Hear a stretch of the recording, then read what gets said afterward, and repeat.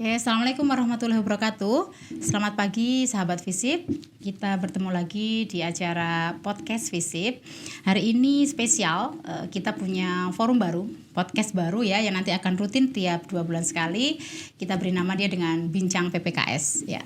Apa itu PPKS? Nanti akan dijelaskan oleh narasumber. Hari ini yang hadir adalah beliau Dr. Triwuryaningsih. Beliau adalah biasa dipanggil dengan Bu Triwur ya. Beliau dari Visip Unsud, menamatkan pendidikan di S3 Sosiologi UGM, dan beliau saat ini menjabat sebagai Wakil Dekan 3 di Visip, dan beliau adalah Ketua Satuan Tugas PPKS di Unsud, seperti itu. Oke, untuk mempersingkat waktu, langsung saja saya sapa beliau dan nanti kita akan lanjutkan dengan diskusi menarik dengan Bu Triwur. Oke, selamat pagi Bu Triwur. Selamat pagi Mbak Nunung. Oke. Oh ya, saya biasa dipanggil Mbak Nyunyun ya. Tadi lupa memperkenalkan diri gitu. Oke. Ya, Bu Triwur. Ya, Ibu sekarang sebagai Ketua Satgas kayak gitu ya Bu ya. Pasti itu sebuah amanah yang besar, berat ya gitu ya. Tapi saya kira untuk Bu Triwur ini sangat cocok kayak gitu ya. Yang berat-berat cocok ya. Iya, yang berat-berat itu cocok gitu ya. Beliau itu sudah terbukti ya gitu ya. Oke Bu, ini kan banyak sekali fenomena di sekitar kita itu ya, terutama di Unsud sendiri. Itu banyak kasus yang mencuat. Bahkan kemarin ada beberapa yang heboh sampai masuk ke media nasional, sampai ada demo seperti itu ya. Ini kaitannya dengan PPKS saya kira gitu ya. Oke, hari ini makanya saya diamanahi ini oleh tim relawan PPKS di Visip untuk bertanya lebih banyak seperti itu kepada Bu Triwur selaku Ketua Satgas PPKS di universitas seperti itu. Oke, yang pertama ini mungkin yang bisa dijelaskan lebih dulu terkait dengan Permendikbud nomor 30 tahun 2021 itu. Itu apa sih Bu sebenarnya Bu? Ya, Permendikbud nomor 30 tahun 2021 itu adalah aturan yang memang dikeluarkan oleh Mas Menteri ya, untuk merespon begitu banyaknya kasus-kasus kekerasan seksual yang terjadi di lingkungan kampus ya. Ternyata kampus ini memang tidak steril dari kasus-kasus kekerasan seksual. Dari berbagai penelitian, baik dari Komnas, laporan yang masuk ke Komnas Perempuan, yang kemudian hasil surveinya Tirto ID, termasuk juga hasil surveinya dari Kemendikbud sendiri menunjukkan begitu banyak kasus kekerasan seksual di lingkungan kampus ini yang tidak ditangani dengan baik. Oleh karena itu Mas Menteri mengeluarkan peraturan Permendikbud ya nomor 30 tahun 2021 tentang PPKS. Nah, di dalamnya tentu itu menjelaskan tentang apa itu kekerasan seksual, kemudian bentuk-bentuknya apa saja. Di situ ada 21 bentuk kekerasan seksual yang mana di dalamnya menyangkut yang bentuknya fisik, non fisik, verbal, kemudian juga yang terjadi secara online ya, yang sekarang marak ya KPGU itu. Kemudian juga upaya-upaya pencegahan apa yang harus dilakukan oleh perguruan tinggi, termasuk harus membentuk satuan tugas PPKS, apa tugas dan kewenangannya, yang tentu itu semuanya harus dipatuhi oleh seluruh perguruan tinggi yang berada di bawah naungan Kemendikbud. Nah, apabila ada perguruan tinggi yang tidak melaksanakan PPKS itu sanksinya luar biasa ya tuh Mbak Nyun ya. Sanksinya 1 itu akan akan ditunda ya bantuan, atau bahkan akan dihentikan ya bantuan PTN dari kementerian. Demikian juga akreditasi perguruan tinggi atau institusi itu akan diturunkan. Sehingga memang Mas Menteri ini tidak main-main serius di dalam mengimplementasikan peraturan Menteri nomor 30 tahun 2021 itu. Oke, baik. Kalau menurut pengetahuan Bu Triwur, apa sih sebenarnya sudah dilakukan oleh Unsud itu ya, selaku ya institusi yang di bawah Kemendikbud itu ya? Tadi selain yang disebutkan membentuk satgas, apa yang dilakukan ketika itu sudah menjadi Permendikbud itu sudah menjadi undang-undang seperti itu? Ya, tentu yang pertama memang Universitas Jenderal Sudirman itu sudah langsung merespon, menindaklanjuti dengan peraturan rektor nomor 38 tahun 2021 tentang pencegahan dan penanganan kekerasan seksual di lingkungan Universitas Jenderal Sudirman. Kemudian per 1 November 2022 itu juga sudah membentuk Satuan Tugas PPKS yang kemudian Satuan Tugas PPKS ini bertugas untuk satu melakukan edukasi untuk pencegahan.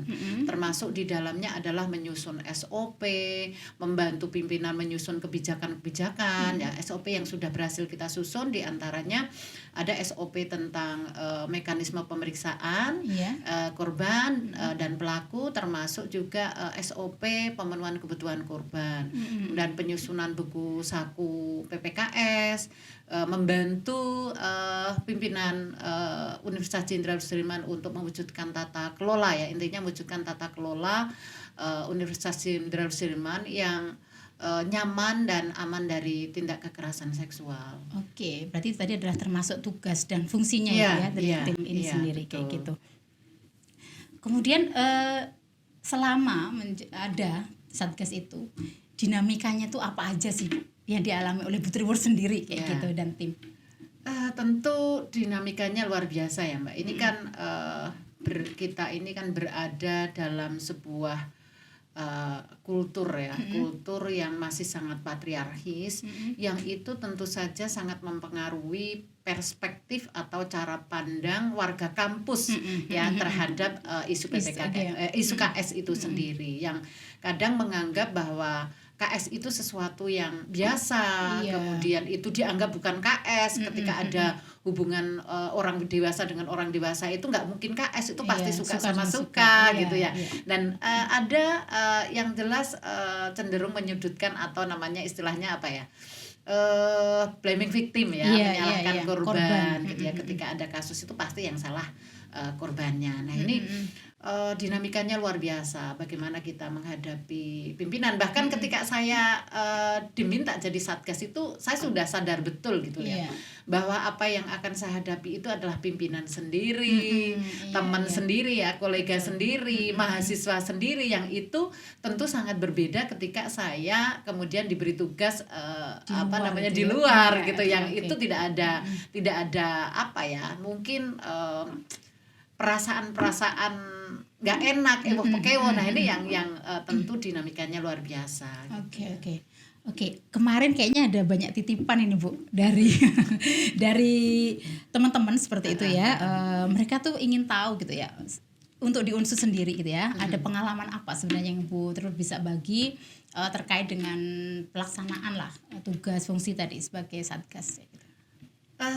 Ya, pengalamannya luar biasa Mbak, karena tadi tantangan-tantangan yang sangat berat ya, tentu saja ini membutuhkan kekuatan mental, kekuatan mental yang ini tidak mudah gitu ya, karena apalagi misalnya ketika yang berkasus itu adalah orang yang punya jabatan gitu ya, yang ini tentu akan persoalan bias kepentingan dan sebagainya itu masih sangat dominan, sehingga bagaimana sebetulnya yang dihadapi Satgas ini adalah mendorong pimpinan untuk bisa memberikan sanksi yang tegas ya, sanksi yang tegas terhadap warga kampus ya, seluruh warga kampus. Maksudnya warga kampus itu ya mungkin dosen, mungkin tendik, mungkin mahasiswa, mungkin juga pimpinan yang kemudian itu melakukan kekerasan seksual. Tentu harus ada sanksi yang tegas yang di situ menunjukkan komitmen Universitas Jenderal Sudirman ini terhadap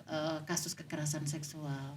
Oke, tadi saya mencatat ada yang menarik gitu ya Bu, bahwa kekerasan seksual banyak yang dipahami itu kalau udah hubungan orang dewasa itu ya suka sama suka kayak gitu.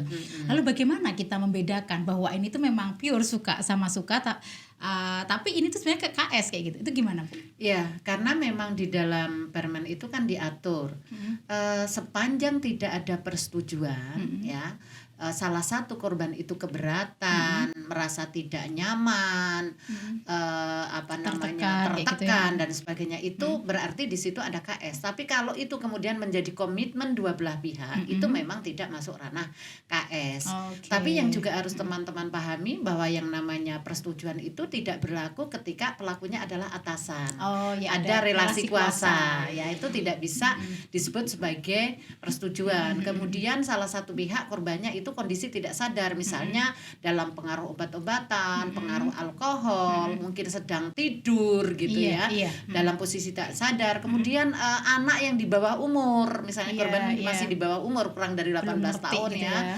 Kemudian juga difabel. Ini ketika korbannya difabel itu tidak yang namanya persetujuan itu dianggap tidak sah. Iya, gitu. iya, iya. Ya. Oke, tadi kita ngobrolin yang luas ya Bu ya, di Ya. universitas kayak gitu. Kalau untuk fakultas sendiri ada pengalaman menarik kah Bu terkait dengan ini? Ya, pengalaman menarik yang ada di fakultas ya, karena fakultas sendiri ya di FISIP ini sendiri tentu juga tidak steril dari Iya. kasus-kasus kekerasan seksual, sehingga ini juga tantangan yang sangat luar biasa bagaimana kita harus menguatkan di internal ini gitu ya, di internal FISIP ini supaya visi FISIP ini untuk mewujudkan kampus FISIP yang aman, nyaman, merdeka dari kasus kekerasan seksual itu akan terwujud, sehingga kemudian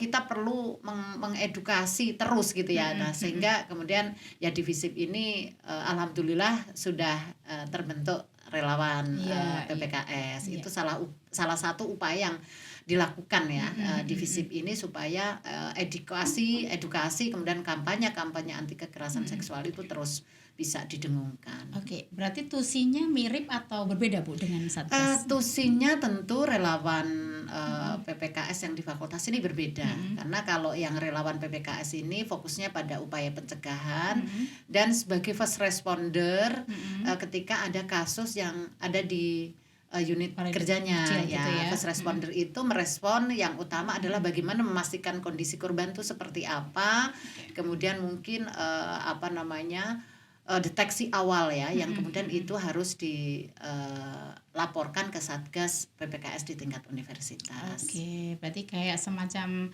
kalau itu PPP pertolongan pertama pada Iya, kecelakaan lah kan, betul, pada kekerasan iya. seksual Iya, kayak gitu ya. iya. Oke. Berarti mekanisme dan lain sebagainya sudah dipikirkan oleh Satgas ya Bu, untuk nanti ada hotline, ada apa untuk pelaporan dan lain sebagainya sudah ada. Di universitas tentu sudah ada hotline, hotline service atau pengaduan yang itu 24 jam dan itu yang pegang hanya satu orang divisi pengaduan, jadi sehingga kemudian tidak akan identitas korban pelaku itu sangat kami Dirahasiakan gitu ya. rahasiakan gitu ya. Dan kemudian juga kita punya IG ya, Instagram ya, di Satgas PPKS sudah punya IG, dan di situ secara rutin kita mengupgrade ya berbagai materi terkait isu PPKS ya, sehingga teman-teman yang mau belajar tentu saja bisa memfollow IG-nya Satgas PPKS Unsur. Di situ banyak sekali yang bisa dipelajari gitu ya, sehingga kalau melalui podcast ini tidak tersampaikan, tetapi Bisa melalui lewat materi yang yang ada di IG itu bisa dipelajari semua. Oke, ya memang semua platform media diserbu ya Bu, Ya, betul, untuk menjadi betul, media iya. pendidikan buat teman-teman kayak gitu. Oke, tadi saya terlewat tadi ketika Bu Triwul menyebut ya ini kan berat ya, karena lawannya adalah pimpinan sendiri, teman Iya. sendiri. Tantangan terbesarnya itu justru dengan siapa Bu? Tantangan terbesar adalah komitmen pimpinan. Oke, ya. Komitmen pimpinan itu juga akan sangat dipengaruhi oleh bagaimana pimpinan ini memiliki perspektif tentang KS itu sendiri. Oke, ya. Kalau dari segi kebijakan tentu Unsur sudah punya permen, Iya. sudah punya Satgas, tapi bagaimana implementasi Oke. dari apa yang sudah dibuat itu, implementasinya, kemudian bagaimana ketika ada kasus, proses pemberian sanksinya seperti apa, Iya. sehingga tidak boleh kemudian bias kepentingan ya, tidak Iya, boleh iya. tajam ke bawah, tumpul ke atas. atas Oke, misalnya. Ini oke. juga bagaimana sebetulnya ini tantangan ke depan, bagaimana seluruh pimpinan universitas itu harus memiliki perspektif tentang KS yang baik ya. Oke. Kalau dari sisi hukum Bu ya, Satgas ini kekuatan hukumnya bagaimana Bu? Ya kalau Satgas ini kan ada di level universitas ya, Mm-mm. kita dilindungi oleh peraturan menteri. Mm-mm. Bahkan ketika kita mungkin mengalami tekanan dan sebagainya itu pun Mm-mm. kita bisa melaporkan ke menteri karena Mm-mm. Satgas itu harus dilindungi Iya. gitu ya. Dan Mm-mm. sekaligus Satgas itu di dalam bekerja itu harus independen. Jadi tidak Oh. boleh ada intervensi dari siapapun. Oke. Ya. Tidak boleh ada intervensi, tapi kan pada kenyataannya ada banyak ini Bu, perspektif seperti ya. Misalnya ada kasus dari korban seperti ini kayak gitu ya, tetapi Satgas mendapatkan informasi dari yang A1 lah ya, yang terpercaya, ternyata ada versi yang lain kayak gitu. Itu gimana nanti menyelesaikannya? Ya, pada prinsipnya Satgas ini kan bekerja sesuai dengan aturan main yang ada. Payung hukum kami adalah 1 Permendikbud nomor 30 tahun 2021, Peraturan Rektor nomor 38 tahun 2021, Persesjen nomor 17 tahun 2022. Itu yang menjadi payung hukum kami dan itu yang menjadi landasan kami bekerja. Nah, bagaimana ketika ada informasi yang seperti itu? Nah, pada prinsipnya kita kan melakukan proses pemeriksaan ya. Pemeriksaan saksi, baik itu saksi pelapor, saksi terlapor, alat bukti dan juga mungkin saksi-saksi yang lain. Bahkan kita bisa menggunakan ahli misalnya psikolog untuk melakukan observasi pemeriksaan terhadap korban ini. Benar nggak ditemukan ada trauma dan sebagainya. Nah, ini atau mungkin yang misalnya melalui online kita juga bisa menggunakan tenaga ahli misalnya digital forensik gitu ya, karena keterbatasan kami tidak ada ahlinya itu, sehingga kemudian itu mekanisme-mekanisme itu yang kemudian akan kami gunakan sebagai dasar di dalam membuat kesimpulan dan kemudian menyusun rekomendasi untuk rektor nantinya menetapkan sanksi. Jadi kita nggak akan kemudian terpengaruh informasi-informasi yang tidak jelas sumbernya gitu ya, karena kita berpegang teguh pada 3 aturan tadi ya Bu ya. Gitu. Ini kayak triangulasi ya Bu ya. Jadi kita mirip-mirip seperti itu gitu ya. Berarti kalau tadi ya Bu dari pimpinan mungkin ya tantangan terbesarnya adalah komitmen kayak gitu. Kira-kira ada apa Bu?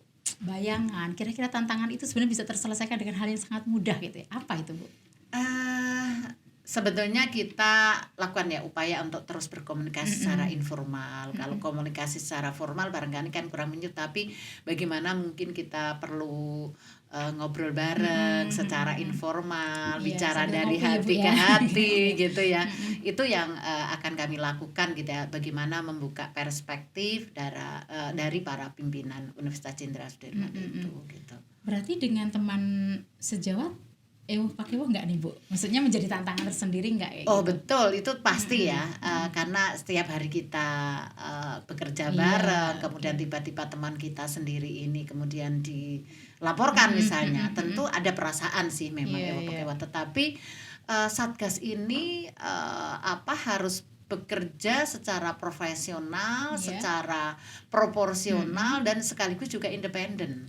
Sehingga ketika kami ini sudah dilantik menjadi tim satuan tugas, tentu harus menjalankan kinerja dengan profesional. Jadi kita tidak boleh dong kalau mahasiswa kita tindak lanjuti, kalau teman kita sendiri nggak tindak lanjuti gitu kita diamkan ya, kita nggak boleh seperti itu gitu.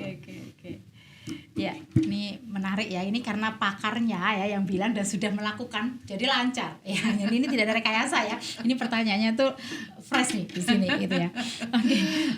Ini kalau dilihat Bu, potensi yang ada di fakultas maupun yang ada di universitas terkait dengan upaya penghapusan tindak kekerasan ini seperti apa Bu potensinya? Yang pertama tentu Unsut ini memiliki SDM yang luar biasa ya.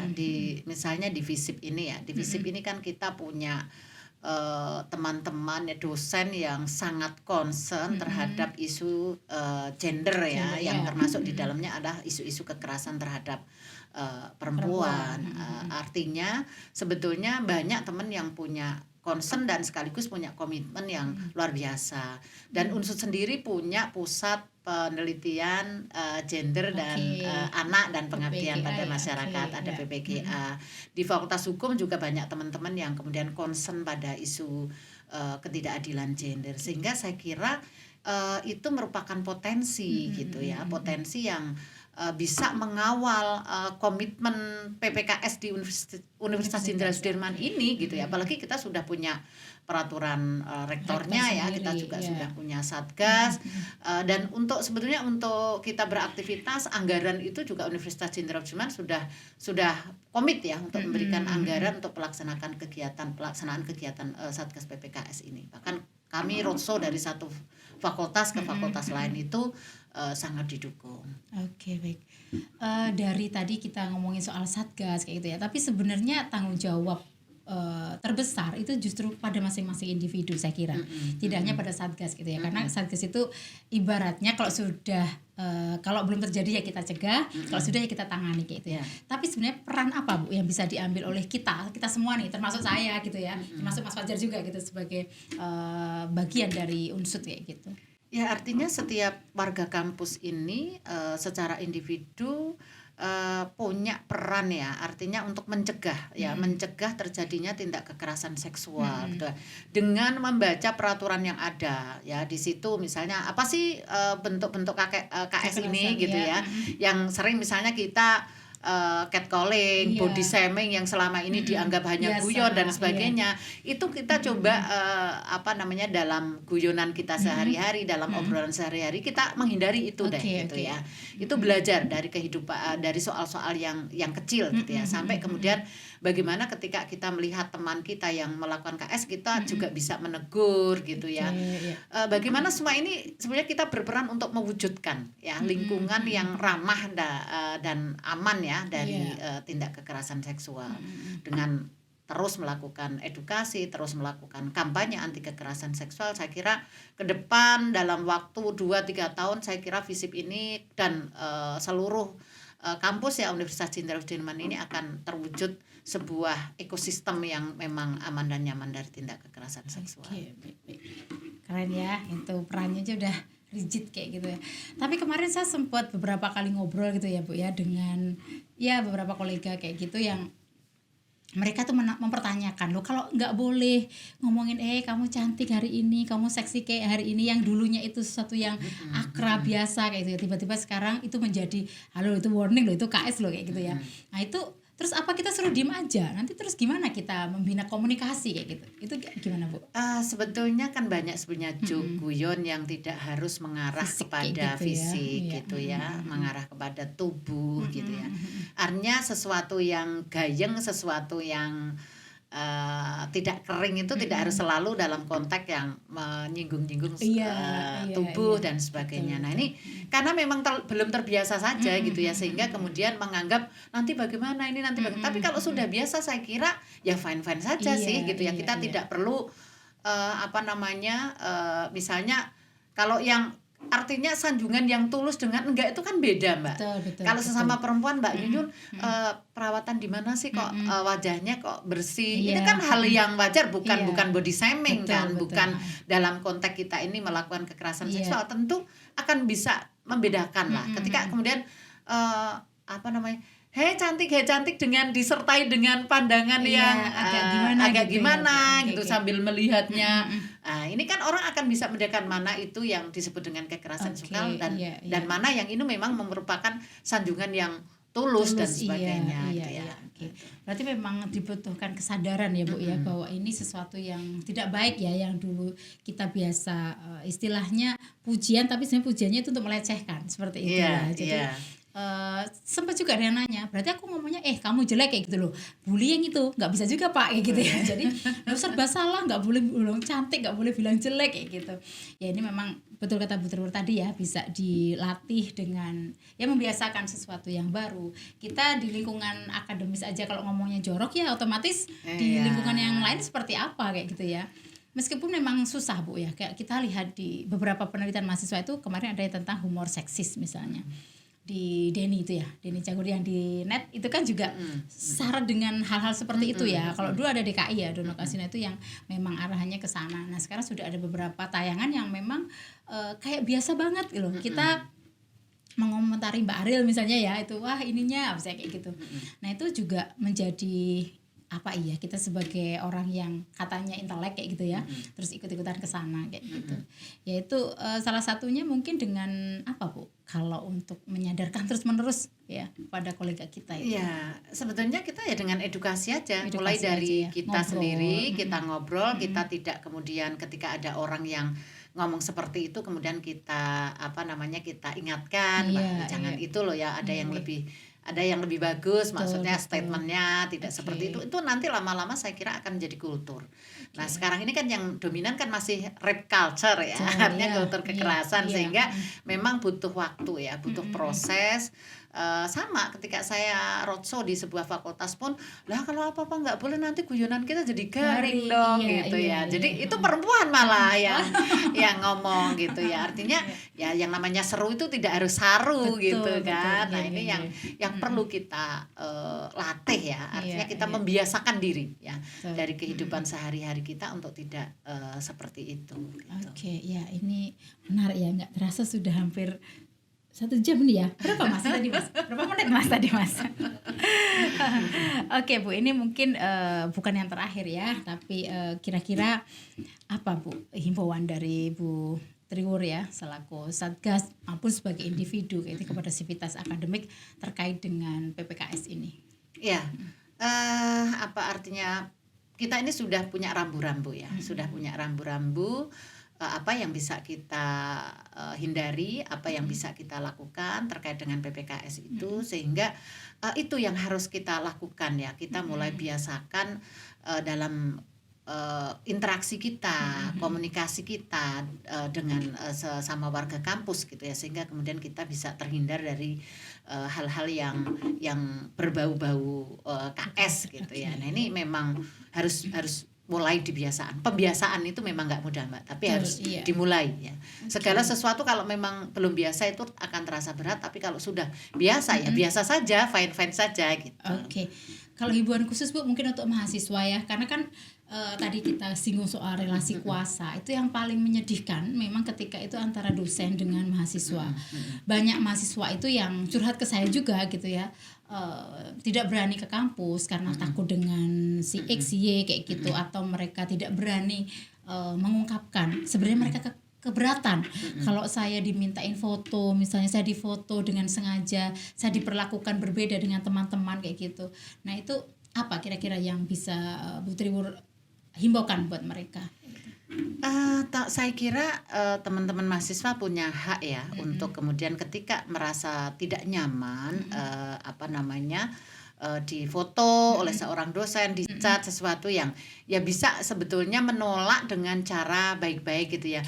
Mohon maaf Pak, saya tidak nyaman dengan ini gitu kan. Atau mungkin bisa dikomunikasikan dengan secara informal ya, informal ketika ketemu, Pak mohon maaf ya kemarin tuh saya sejujurnya nggak nyaman loh kalau seperti itu gitu ya. Saya kan slow nah gitu ya artinya komunikasi itu kan menjadi kunci. Betul, gitu ya. betul, iya. Nah, kalau bahasa WA mungkin bisa jadi tersinggung karena dari titik koma, emoticon dan sebagainya itu kan nggak ngerti maksudnya. Gitu, Tetapi dengan ketika ketemu kemudian bisa menyampaikan merasa tidak nyaman gitu ya. Sekarang kan sudah ada PPKS loh Pak gitu kan. Nah itu kan sambil guyon kan sebetulnya bisa. Artinya juga sambil mengingatkan. Gitu. Sehingga tidak kemudian perlawanannya itu kemudian frontal sehingga kemudian membuat justru kemudian tersinggung dan sebagainya. Sebenarnya bisa digunakan cara komunikasi yang lebih soft gitu. Catat ya, nanti kalau mahasiswa nggak usah takut ya gitu ya. Dosen tuh nggak punya nilai itu juga dari beberapa dosen, nggak hanya dari satu dosen kayak gitu ya. Nggak usah khawatir gitu. Nggak usah khawatir nggak bisa lulus hanya gara-gara nggak mau difoto, nggak akan kayak gitu ya. Ini yang paling terakhir Bu, gitu ya. Kemarin ada diskusi dengan teman kayak gitu ya. Kalau relasi kuasa apapun, ketika ada relasi kuasa itu bisa masuk KS, katanya seperti itu. Nah, lalu bagaimana kalau jadi sekarang riskan dong sebagai pimpinan karena bisa dijebak ya, bisa bisa apapun lah, karena nanti yang disalahkan tetap ketika ada relasi kuasa ya biasanya kayak gitu ya, biasanya pimpinan itu yang lebih bisa menjadi pelaku kayak gitu ya kepada bawahannya kayak itu gimana Bu? Istilah dijebak ya, artinya gini, memang ketika dalam posisi relasi kuasa itu kan tadi persetujuan itu menjadi tidak sah gitu ya, ketika Oke. salah satu pihak pada relasi kuasa gitu ya. Mm-mm.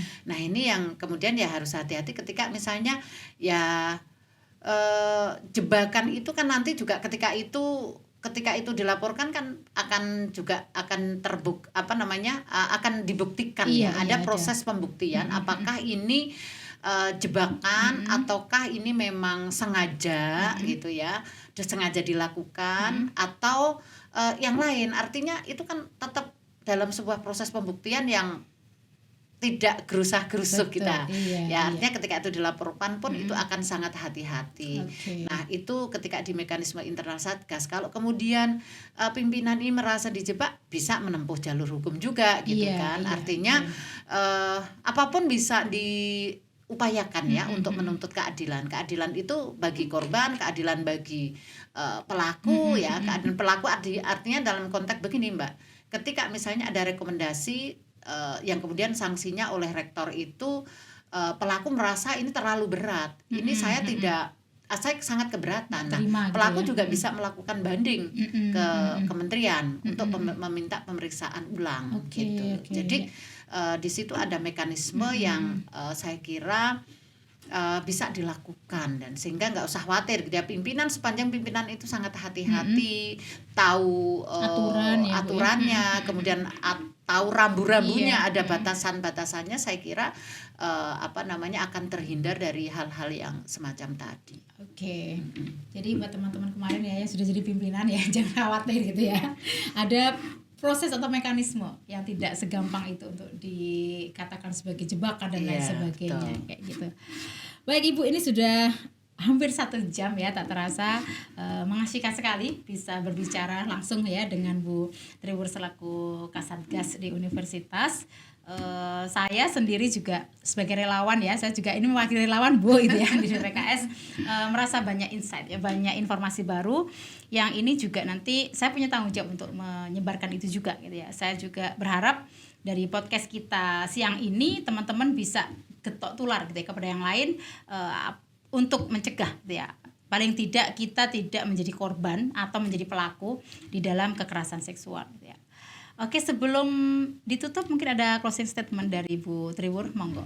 Ya, jadi closingnya sederhana aja sih Mbak, simpel aja. Mari kita wujudkan ekosistem kampus Universitas Jenderal Sudirman yang aman dan nyaman dari tindak kekerasan seksual. Baik, terima kasih Bu Triwur. Saya mohon maaf ya Bu kalau tadi banyak bertanya kayak gitu ya. Memang harus bertanya, harus namanya bertanya host ya ya. karena ini ya.